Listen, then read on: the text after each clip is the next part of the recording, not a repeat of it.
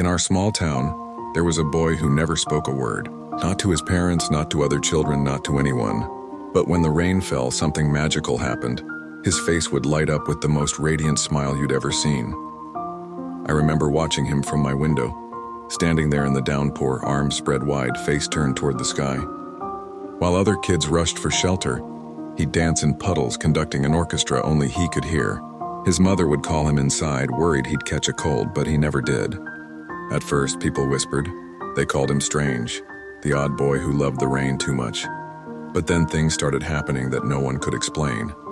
The day before our town's festival was canceled due to a sudden storm, he'd been seen crying in perfectly clear weather.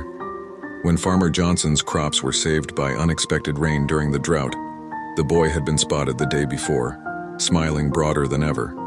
Word spread quickly in our small community. Soon people began watching him closely, trying to read his expressions like a weather vane. Happy faces meant good things were coming. Tears meant prepare for trouble. He was never wrong. One day when I found the courage to approach him in the rain, he turned to me with those knowing eyes. "The raindrops," he whispered, the first and only words I ever heard him speak. "They tell me stories." Then came the great drought.